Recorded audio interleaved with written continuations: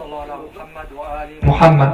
اللهم صل على محمد وآل محمد. على حب الزهراء الثالثة.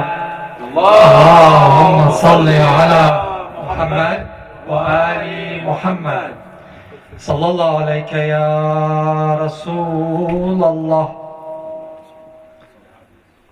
صلى الله عليك يا رسول الله وعلى أهل بيتك المظلومين. صلى الله عليك يا أبا عبد الله. صلى الله عليك يا أبا عبد الله يا مولاي وابن مولاي يا رحمة الله الواسعة وباب نجاة الأمة. ما خاب من تمسك بكم وأمنا من لجأ والتجأ إليكم.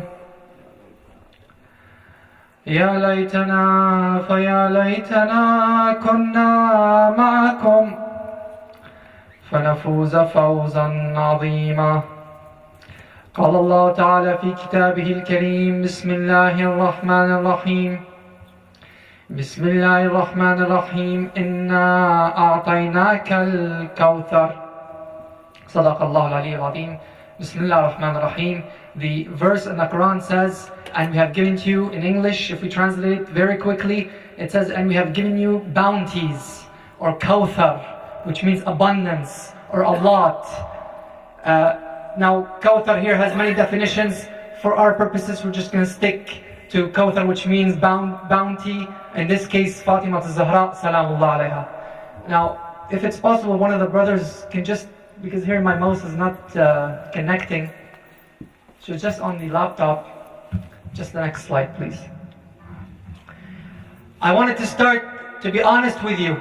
When the Sayyid called me and told me to come here, I was glad that I accepted. I had a hard time during the week to know where to start. Do I start with Sayyidah Fatima salamullah alayha right away? Do I start with her life? Do I start with her characteristics? Do I start from her marriage? Do I start from her death? Do I start after her death? To be honest, I did not know where to start. So at the end, during the week, I kept thinking how I want to approach Sayyidah Fatima, how I want to give you guys the best of these nights, of these 8 or 9 nights, to give you the best picture, the best story of Fatima. And it kind of dawned on me that maybe I should start at the beginning. Maybe I should start about her mother. Because a lot of characters, a lot of the characteristics of an individual come from their parents, come from their upbringing. So if we want to know why Fatima, let's go to Khadija salamullah alayha first, at least the first night. In this instance, the ziyarah was read by one of our brothers. It says, Ya Mumtahana. The ziyarah says, it right away begins, Ya Mumtahana. Imtahanaki Allah alladhi khalaqaki. Oh, that the one who is tried, the one who is tested, God has... maybe you want to use this mouse if you don't have a mouse, brother? It's good. Oh, you got it? He says, God has tested you, and in this instance, He tested you before He created you. So there's a question mark here, and we have to know what's the link with Khadija, what's the link with her mother, what's the link with her. Next slide. So look here, if we want to start understanding Fatima, we have to start by understanding her mother, Sayyidah Khadija salamullah alayha, and it's a story. So the mother of Khadija, herself, her life, her character, her actions are a story. Are a story that we need to understand. So if we want to understand the ziyarah of Fatima, why she was tested, why it's a trial, let's go back to her mother. So to understand an event, to understand a personality, you begin with a story. The more real a story is, the more the value it has, and a story is not a complete life. So I'm not here today to give you every second of every detail in the life of Sayyidah Khadija, but I'm here to give you a snapshot, a picture, a story that gives you what Sayyidah Khadija is, salamullah alayha. So it's a mirror. It's also, the story is used to give you a mirror or a sort of window to that character of that person. And in this way, a story is always eternal. So whenever you have a story, it's always remembered. Look here. When we look at the cosmos, When we look at space, space is a story. So for example, as a simple example, astronauts, when they want to study the Earth, the age of the solar system, how large, how big, what happened, how it was, how we came to be, they look towards the heavens and they make a story. They say, when we look here, the world has gone through this phase, through that phase. So that way, whenever they look each time at the universe, they capture a storyline, they capture a snapshot of our existence. So even God tells stories. So here in the Quran, look, I'm trying to show you that even Allah, when He wants to relate to us humans, when He wants to talk to us, He doesn't just say, talk law 24/7. It doesn't say, do this, don't do this, do that, don't do this. He brings in stories for you to understand, to bring the idea or the analogy closer to your mind. So that way it's easier for you to comprehend, easier for you to apply, and easier for you to pass along. So for example, it says that these are the example of the people who denied our signs. So relate the stories, so perhaps that they will give thought. Or we relate to you, O Muhammad, the best stories, the best of the stories, not just any story. When God gives a story, He tells the Prophet a story. He doesn't tell him anything, how much this person was eating, what's the color of his hair, the color of his shoes, the color of his clothes. No, He goes right away to the cream of the story, to the point.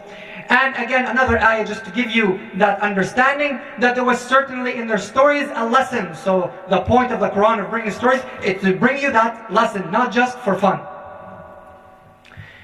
Look here, from mother to daughter, and this is the story that we're relating from, that we want to understand Sayyidah Fatima, and to understand we have to recount the story of Sayyidah Khadija, her mother. So to understand Fatima, you need to know that story of her mother.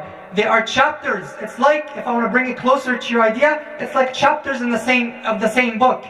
Each one has lived her life, each one brought the other one to life, and they formed a book, of course with the Aimma and with the Prophet ﷺ. And just to note here, that understanding Khadija is understanding Fatima salamullah alayhuma, because the characteristics of an individual, your character from your parents is passed down to you, whether you like it or not. It's not just social, it also has a bit of biological. Even this day in science, they even prove to some extent at least, that there is biology behind characters being passed down from parents to children. So Fatima is really an embodiment. If you talk about Fatima, and you talk about Khadija, Fatima embodies what Khadija taught her. Salamullah alayhi.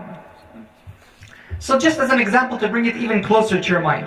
So what's epigenetics? That's it's a new field in science, a few years, and they look at only 3% of our DNA is known. So they know what 3% of our DNA is known.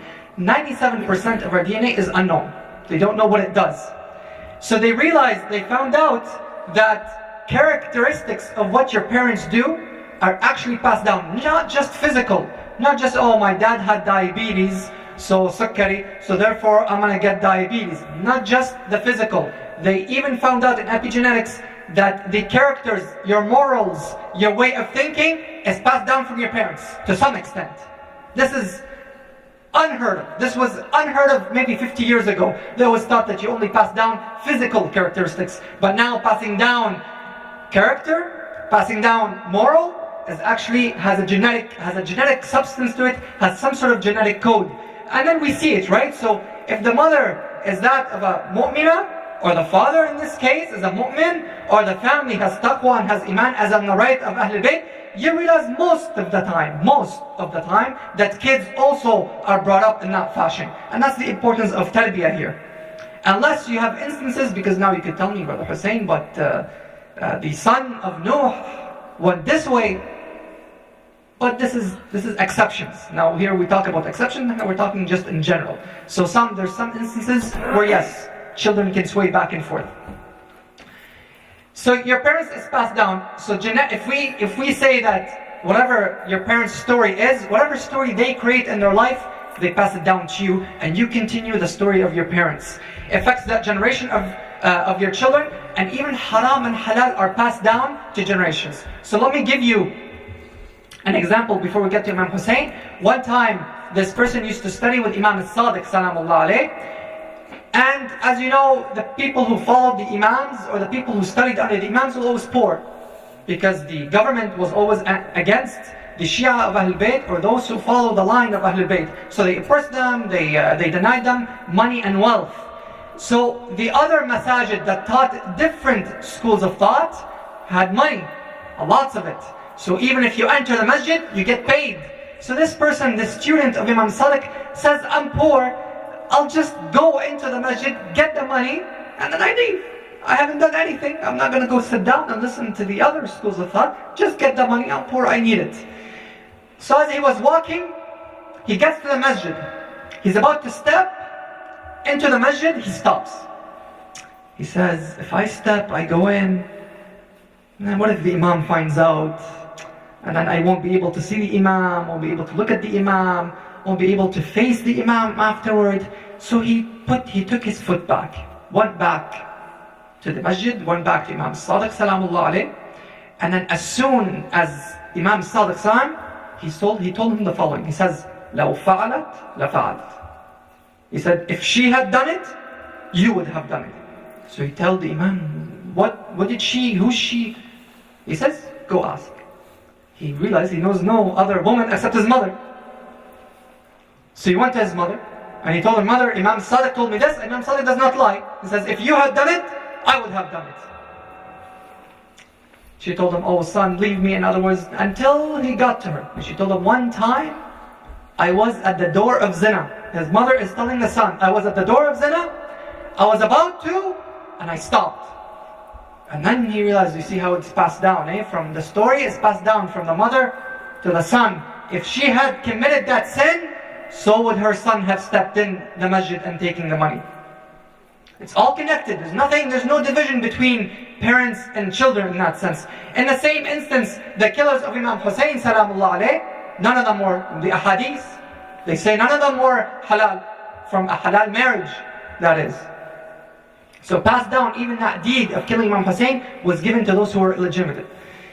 Story of servant of Khidr and Musa, just to show you the way God works. This I brought it for the youth, but also for us to take a lesson from that story. As we know, the story of the Nabi Khidr and Musa salamullah alayhuma is that one time Nabi Musa, he was told by God, go visit this servant of mine and he will teach you, he's more knowledgeable than you. So he went to see him. He saw there was a condition between them that Khidr salamullah alayh, that Nabi Musa cannot ask one question until all the events are finished. So as he passed the first trial, Nabi Khidr, or the servant of God Khidr, saw a ship, broke the ship. Musa couldn't take it. You broke the ship, you damaged the ship, he couldn't take it. They saw another event, which I'll talk to you after. And then they saw a third event, which was a bit puzzling. He saw a beautiful child. He looked at the child, and then he killed him. Khidr killed a beautiful child. So Nabi Musa said, whoa, hold on. What have you done? You killed an innocent boy. Of course, they don't operate on the same thing. Musa operates on Shara'. Nabi Khidr operates on Ghaib. Two different worlds. He said this boy was going to create problems for his parents later on. Was going to يخليهم يكفر. So God has taken him back and will give him a better son. That relationship, again, that story that builds between parents and children. And this is the third story, which is really important. They went, him and Nabi Khidr, they went to a qarya, to a small village. That small village was very greedy. The Anbiya came to them, they did not host them, they did not bring them in, did not give them a place to sleep, did not give them food. So, Nabi Musa salamullah looked and said, what's wrong with these people? Nabi Khidr said, let's build this wall for them. He says, no, we're going to build a wall for them. And they mistreated us, they weren't good hosts to us. He says, don't worry, I know what you don't know. He says, well, what is it that you know? He said, under this wall is gold, treasure.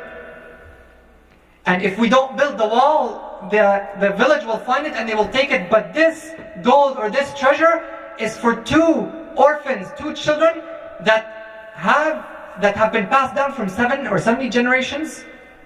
And this is for them, we're coming to save it for them. So that means the good deeds of the parents up to 7 or 70 generations, it passed down, to the two children at that time. So even halal and haram is never lost in the hisab al-ilahi, in the God's calculation, God's decision, God's files. Nothing is forgotten. It's all saved. It's all planned. It all works out. Look here, the daughter of Khadija, the daughter of Khuwaylid and Fatima, salamullah alayha. Fatima is her mother, and she named her daughter Fatima as well. She's just a bit of history, so you understand. There's a lot of misunderstanding of Khadija. As we know, salamullah alayha, today she's known al-Mu'mineen, but a lot of the history books don't give her any weight, as if she's nothing. They give other wives of the Prophet more weight than Sayyidah Khadija, even though Sayyidah Khadija was the first in Islam, even though Sayyidah Khadija she buried what no other woman buried at that time. Let's see why. She was from the tribe of Quraysh, the same family line as the Prophet himself, sallallahu alayhi wa alayhi. She was the wife of the Prophet. She waited for him for 40 years. You tell me, Hussayn, what do you mean she waited for 40 years? I know she got married at 40. He was 25 and she was 40. But what do you mean she waited till 40? I've heard in other examples and in other books that she was married. No, she wasn't married.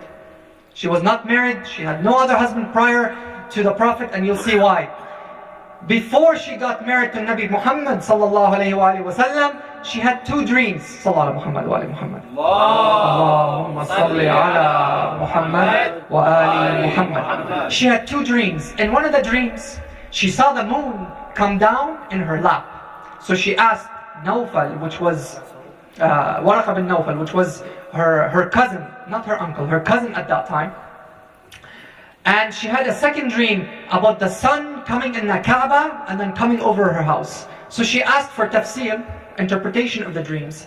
And she was told at that time that she will marry a person of great value, of great importance, the person who's coming to the end, that's coming to save the world at that time. So she had foreknowledge before that. Don't forget, now we forget one thing.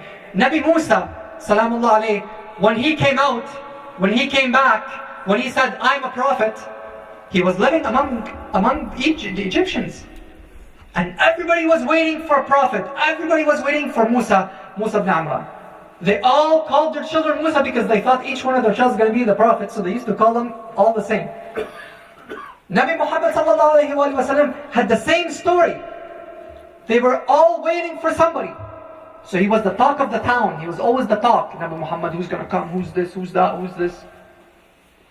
So they always had an idea that there's a prophet coming from Arabia. And the Jews knew it because the Jews kept foretelling, and wherever Nabi Muhammad went to Syria or Sham, or even Warqa when he used to study the Bible and the old scripts, they all knew that he was coming from Arabia. So they kept watching the stars. So it was not like Khadija one day woke up and said, oh, I'm 40 years old, okay, I want to get married. This doesn't work like that. I'm telling you, the history, the story of Khadija, mu'attam alayha, mazlumi. Mu'attam, as if they make her seem like, either she's a regular woman, or by accident, something happened. And then they just say, al-Mu'mineen. They just add that. So she knew beforehand from the interpretations that she will marry the Prophet, that she will look for the Prophet. She also knew from Warqa, as a verse in the Bible that used to mention her, a verse says, Holy Mistress and neighbor of Holy Mary in heaven, and she's the Holy Mistress. This is an ayah from the Bible. So she knew her maqam, she knew who she's going to get married, and she knew that time that she was living at, and she knew who she was looking for. She kept looking for him. Of course, she was born 15 years, not the first 15 years at least, before. The story of her fortune, again, there's nothing normal about Sayyidah Khadija. Nothing normal about Sayyidah Khadija's life. She was the richest woman of Arabia, not Quraysh. Sayyidah Khadija, not Abu Sufyan. Abu Jahl used to work for Sayyidah Khadija. He used to ياخذ فلوس, ياخذ منها مصاري, ياخذ منها فلوس, ويضارب بأموالها. I used to use her money to go to do business. She used to be known as the queen of Quraysh. She owned thousands and thousands, camels, if we translate camels into today's language, 22 wheelers. That's what she owned. trucks. She had an empire business, a business. Many servants. He used to state, Quraysh used to trade with her money. They used to take her money and trade all over Arabia and Greater Arabia. Richer than all of them combined. I've seen this hadith. Whether it's true or not, I've read this hadith that she was richer than all of Quraysh combined. Imagine how rich Quraysh was. Like we could almost say, to give you a closer story, to bring the story like the Bill Gates of our time. We all know who Bill Gates is. Abu Jahl, Abu Sufyan, Aqaba bin Abi Mu'ayt, Salt ibn Yahab, they all asked for her hand in marriage, just to give you a closer of how Khadija knew who she was going to marry. They all were rich men, and they all came and asked for her hand in marriage. She refused them all. You say past 20, sure, maybe she can refuse. Past 30, past 35, past 40, unless she knew she's waiting for him, she's waiting for Nabi Muhammad. Next slide. Look here, to give you a bigger insight of the deep knowledge of Khadija. That Khadija, when she married the Prophet, she knew who she was marrying. It's not like it was arranged and all of a sudden, okay, let's marry. I'm 40 and he's 25. I'm almost done my age, so I need to get married. It wasn't like that. She knew who she handpicked.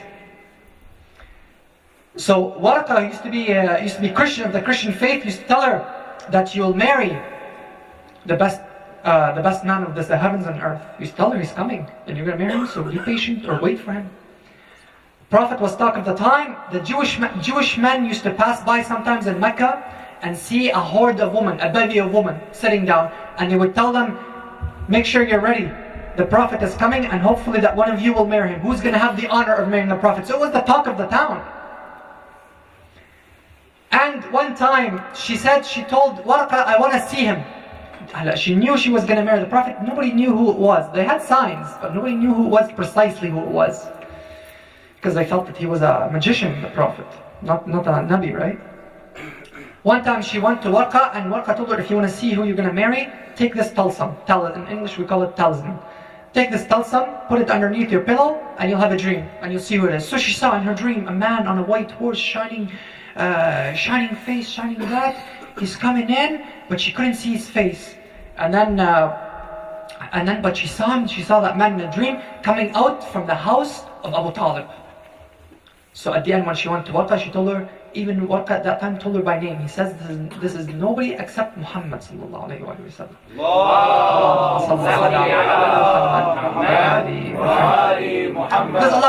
There's a lot of verses, a lot of ahadith on this regard. I couldn't pull everything. A lot of stuff that when I read didn't click too much in my head.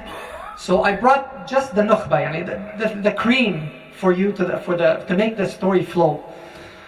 The Prophet meets Khadija through trade. Now whether Abu Talib told the Prophet or whether Khadija, and some other hadith says that Khadija aradat al Rasul, at the end they met through trade. So the Prophet took one camel, took a caravan and went to Sham. Now of course Khadija knew what she was. She knew that she's going to marry the Prophet. She knew that this time that this is the Prophet who she's going to marry. So she sent a minder. I forgot now the minder's name, to be with Muhammad, to see what happens with Muhammad. Karamat. She wanted to be more certain. Maisara, I think, yeah, that's right. Yeah. So she wanted to see what happens. So she sent him on him, and of course Maisara came and realized that, oh my God, who is this person, right? Wherever he walks, there's a cloud over him that covers him from the sun. Wherever he goes, there's barakah. They went to Sham. All of Quraysh did not sell anything, or the people that were in the caravan. When Nabi Muhammad came, they sold them in one day. When he stood, he sold them everything in one day. And in 40 years, Maisara says, in 40 years, we have not sold as much as this day. There's no event that we sold as much as today. So he knew the barakah was in Nabi Muhammad sallallahu alayhi wa alayhi. And so, one time, another test where she wanted to see how the Prophet acts and reacts, for the trade, they told him, give the Prophet the worst camel, the toughest camel. You know, some camels come, I have no experience with camels. Some of them are nice, I guess, and some of them are vicious. Give him the most vicious camel. So the camel comes, nobody could touch that camel, a big, huge camel, right? The camel comes, Prophet Muhammad goes, says, leave it alone, don't touch it. And the camel comes running, puts its head on the feet of Muhammad, and says the following, who is like me that the Prophet will touch? And everyone, when Khadija saw this, of course she believed, she knows that this is the Prophet. Now what do the others say? The other women, the other people, they say, Sihr, Sihr, right? This was even before he said, I'm a prophet. They used to think that Muhammad was a Sahir, was a magician. So this is way, way before he said, I'm a prophet. Next. Look here. So here, she breaks the customs of her time. Look at Khadija. Look at Khadija's story. And she passes down that tenacity. She passes down that strength. She passes down, remember the characters are passed down. She passes that down to Fatima, salamullah alayha. She asks the Prophet to marry her. You have a Prophet? No, you don't wait. You wait that the Prophet comes and asks you. He's Sayyid al-Mursaleen, Sayyid al-Kawn Muhammad.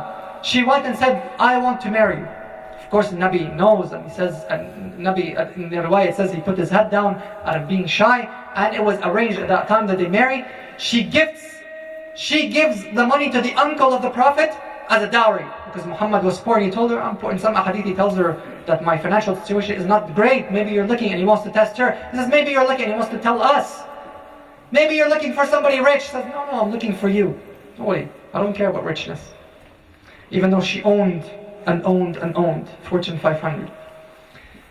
She gives, and as soon as she gets married, she says to the Prophet, you take all my fortune, I don't want any of it. You take command of everything. She cares and supports the Prophet, and he says, and here when the Prophet comes out, look here Khadija in the beginning, the richest woman of Arabia. In the beginning, the Prophet says he stands on Marwa, Safa wal Marwa, stands on Safa. He says, Inni Rasulullah. Says it 3 times. Goes to Marwa or goes to Safa, the opposite. He says, Inni Rasulullah mub'atha ilaykum. Says it 3 times. What did Quraysh do? I don't know how the Prophet took it. I don't know how he was able to take it. They start throwing stones at him. And Abu Jahl threw 1 stone and hit him right on the forehead. And he started bleeding. And then the Prophet ran. The hadith says that the Prophet ran, hid in one of the valleys or mountains. And so when the news came to Imam Ali and Khadija salamullah alayhum, they rushed to see the Prophet, to save the Prophet. And so Jibreel comes down to the Prophet and he says, "O Prophet, they hit you? Who dares touches the Prophet?" He says, "Prophet, call the trees." The tree comes, sajadat li Muhammad sallallahu alayhi wa sallam. He says, "What do you want me to do? Do you want me to kill them? Do you want me to get them?" The heavens come. They said, "What do you want me to do? Ikhsafihun, break them apart? Slam them?" The sun comes. "Do you want me to scorch them?" The earth comes, says, "You want me to tremble underneath their feet and take them down?" And the mountain says, "Do you want me to crush them?"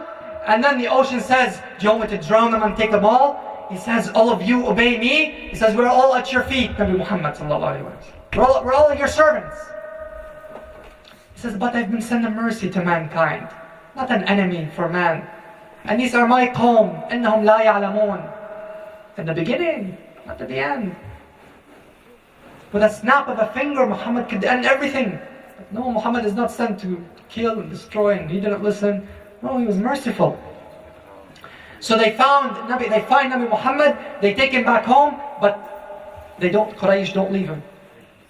So Imam Ali and Sayyidah Khadija protect Nabi Muhammad. Sayyidah Khadija, queen, stands in front of Nabi Muhammad and takes the hits of the stones. Until they felt shy, and a woman, she told them, a hurra is being hit while she's in her house, until they moved away. And just before that, to show you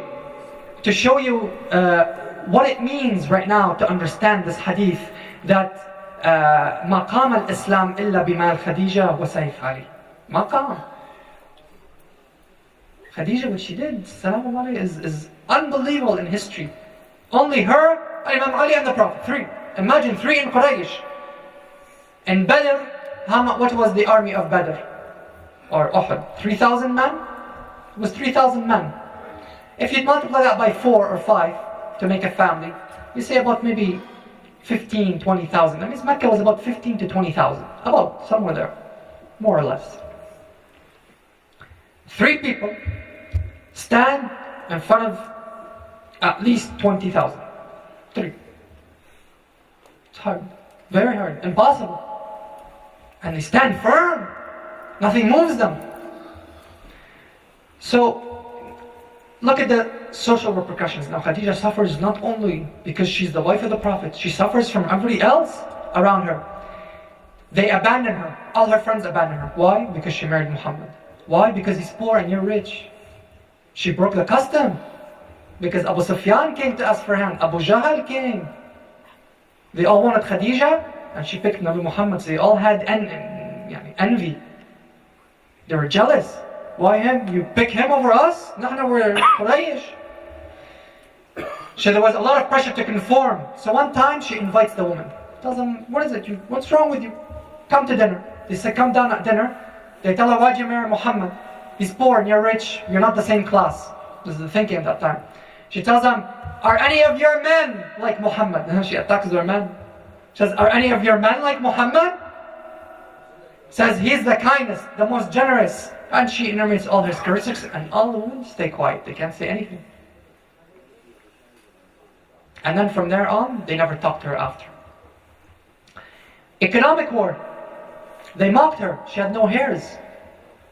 That's why I started Inna Ata'naka al-Kawthar. We give you the bounty. They mocked her, told her you have no hairs because you have no sons from Muhammad. So they mocked her, and that hurts. That hurts, especially, might hurt men, but it also hurts women as well. Economic war. From the queen until Shab Abi Talib, you know what she had at the end? She said, at the end of my life, I had two sheeps of skin. One we slept on, her and Nabi Muhammad, and one we used it for cover. That's it. Queen! And she doesn't say anything. She says everything for Nabi Muhammad. You might say, at least she might say something, maybe when she was kicked out to the Shab Abi Talib. She might say something. Muhammad, please, let's go back. Oh, I want to live, I want to live a good life. I don't live poor. But doesn't say anything. Doesn't whine. Doesn't say, oh, no, she knew what she was getting herself into. She knew that the man she's going to marry is going to change the face of the world. And she persisted. وصمدت. صمدت, patience. يا ممتحنة امتحنك الله الذي خلقك. If her daughter was tested and she was patient, فوجدك امتحنك صابرة. If her daughter is patient, that means the same ziyarah almost applies to her mother. امتحنت خديجة فوجدها ربها لممتحنها صابرة. Like her mother and her daughter. No difference. God's plan, look at God's plan. They mocked Khadija that she had no sons, but look at God's plan. She raises Imam Ali in her house. There was a qahat, there was a famine, and Abu Talib had lots of sons, as the riwayat say. And so Nabi Muhammad took the opportunity. He says, give me Ali, I'll raise him. Took Ali and they raised Ali. The hadith say that she used to worry about Ali more like if she had more than her own son. She raised Ali. She bore Fatima. Now what better sharaf can a woman have if she really has these? And she is also the Jaddat al-Imam, and the mothers of the Imam. Look at the Prophet said. So if the Prophet wants to يعطينا موجز, wants to give us a summary of the story, wants to tell us in what line what Khadija is, in one line. And it happens so many times that he would mention Khadija after Khadija's death, that the woman would get angry. People would get angry, they didn't like Khadija. Why? They haven't seen her, they don't like her. She bore what she could with the Prophet, to her maximum. So he said, آمنت بي حين كفر بي الناس. She believed in you. Number one. Nobody believed in me except her at that time. And Imam Ali, her from the woman, Imam Ali from the man. That's the most important for the Prophet. He says, وَصَدَّقَتْنِي كَذَّبَنِ النَّاسِ. People said I was a liar. I said, no, Muhammad, you're truthful. How many times did the Prophet come heartbroken for his qawm, heartbroken for these, I don't want to say mules, but for these people who understood nothing. Heartbroken that he couldn't bring them to light. He would come heartbroken and she would lift up his spirit. Says, Muhammad, you're on the right spot. You're on the right track. Keep going. Don't worry. Go see the ahadith. Too many to enumerate. وَوَاسَتْنِي بِمَالِهَا حِينَ حَرَمَنِي النَّاسِ. Nobody wanted to trade with Khadija. Nobody wanted to sell them. They kicked them out of Mecca towards a desolate place. Nothing, no food grows in that place. But Khadija supported all the Muslims for how many years? Shah Abi Talib? 4 years? 3 about? 3 years! She supported them with her money until she got nothing. And 7 years before that, until he bought this and used to help that, used to send her money to other people that needed. She left all the money, all of her belongs to the Prophet. وَرَزَقَنِي مِنْهَا الْوَلَدْ دُونَ غَيْرِهَا. No, he got no sons. All her sons from God's wisdom, is all the other children he had died. That's God's wisdom. That's something مختص خصوصي بمحمد صلى الله عليه وسلم. And she gave him Fatima. Nobody else gave him that. She gave him this for, and he says, Khadija is this. Khadija is not like any of you. She had the sharaf that he never married a second wife when she was his wife. And all the other marriages he had, all the others were for another reason, were for something else. Some were old, some had nobody to support them, some lost their big husbands, some of them had fights, and anyway, so on. There was always a reason. Except for Khadija, that she's special. So Khadija, what makes her story great is she knew of the hardship. She knew of the hardship, and she passes that down to Imam Hussayn, to Sayyidah Zainab, to her family. She passes it down to her sons and grandsons and granddaughters. So even Imam Hussayn, salamullah alayhi, he says, أنشدكم الله هل تعلمون أن جدتي خديجة بنت خويلد أول, the first Muslim from the woman. This is one on the day of Ashura. It doesn't matter, you forgot? Maybe you forgot, but Khadija, remember Khadija? But they're quick to forget. Who's Khadija? We have Aisha, we have this, we have that. Khadija. And pass it down, and the question for you, you tell me, well, she knew, so it must be easy. I tell you, it's the opposite. If you don't know, it's easy. And once you know, it's hard. Tell me, well, how? If I know what to do. No, you don't know what to do. If I tell you this, if I tell you right now, Allah ibad shar'a, because in these days, a lot of it is coming. Whether in our countries or here, it's everywhere. Allah ibad shar'a. If I tell you, a person is sitting here, and I tell you, you see this light, or you see this weight, is going to fall on your head. You tell me, really? You move. Are you going to stay? Nobody's going to stay. I tell you if it's going to fall on your head, you tell me, well, yeah, I'll stay. It's a different story. Sayyidah Khadija, she knew what's going to happen and she stayed. Big difference. Big difference in when you know. Imam Hussayn, salam alayhi, knew and he went on. They knew what's going to happen, and that's what makes them different. That's what makes them special. So in other words, this is Sayyidah Khadija's story, and I want to bring, at least towards the end, how do you or we together fit in that story? The importance of the story is its value and reach. So her value is great, and it reached us. The reach is far. Khadija's story has reached very far. One wants results. What are the implications? What's the repercussion of these stories?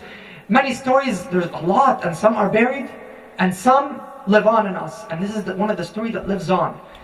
And it's time to really revive her story. And if you want to include yourself in that story that she built, that they started, well, you have to wali Muhammad, and you have to watch out for Imam al-Mahdi, ajallahu faraja. You have to watch out for your salah, for your prayers, for this, for that. That's the way you're going to include yourself in the story, or else you're going to be left out.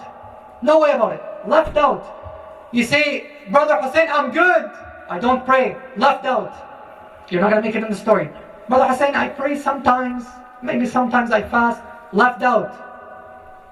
You have to do these things. There are musts in the religion. Musts. You have to commit them. Oh, Brother Hussayn, I wear my hijab, but not all the time. Or I only wear it when I pray. I put a bit of makeup. You will erase yourself from the story. Trust me. You will not make it. We are the product. Us today is the product of Khadija, salamullah alayha. Because of her we're here. Because of her I exist. Because of her I believe this. And Fatima continues that story in the next chapter. Fatima continues the story. The story hasn't ended with Khadija. The story hasn't ended. Khadija being killed, Khadija's death, or they killed her because they put a hisab, they put a sanctions around them, is not the end of the story. It continues. Then they attack Fatima, then they attack Hassan, then they attack the Prophet, then they attack Hussayn. And they attack every Imam after that. So it hasn't ended. So if I tell you the following, I tell you, oh Fatima, oh Khadija, did you see the story of Imam Hussayn? Salamullah alayh. Of course he's going to answer yes.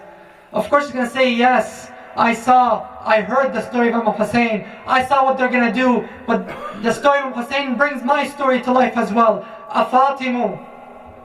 What does the Shah say? He says, Afatimu law khilti al-Husayni mujaddala. وَقَدْ مَاتَ. He's telling the story in Shah. He says, وَقَدْ مَاتَ عَطْشَانًا بِشَطِّ فُرَاتِ.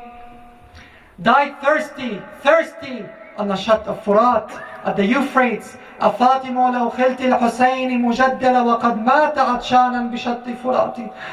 أفاطم إذا لطمت الخد فاطم عندها وأجريت دمع العين في الوجنات. And you have cried and cried and cried. Oh Fatima, قومي يا ابنة الخير واندبي. نجوم وسماوات, these are the stars. أهل البيت are the stars. نجوم وسماوات بأرض فلاتي. He says, قبور بكوفان. All the graves, where are they? Graves everywhere, Ahl al-Bayt. Wherever you go today, wherever country you step in, there's a grave of Ahl al-Bayt. You go to Egypt, there's a grave. You go to Sham, there's a grave, and now they dig them out of the graves. You go to Saudi Arabia, there's graves. You go to Iran, where parts in Iran, on mountains, there's grave of the awliya of Ahl al-Bayt, or there's graves of the sons of Ahl al-Bayt. Graves everywhere. Iraq. Tell me a country doesn't have graves of Ahl al-Bayt. They chase them wherever. Inshallah, I ask God that بحق فاطمة وأبيها وبعلها وبنيها والسر المستودع فيها, and by her great mother Sayyidah Khadija, and يفرج عنا, that he opens the way for us and brings this story to life and includes us in that larger story. And inshallah, tomorrow we'll start or continue that second chapter with Fatima salamullah alayha. Wa sallu ala Muhammad wa ali Muhammad. Allahumma salli ala Muhammad wa ali Muhammad.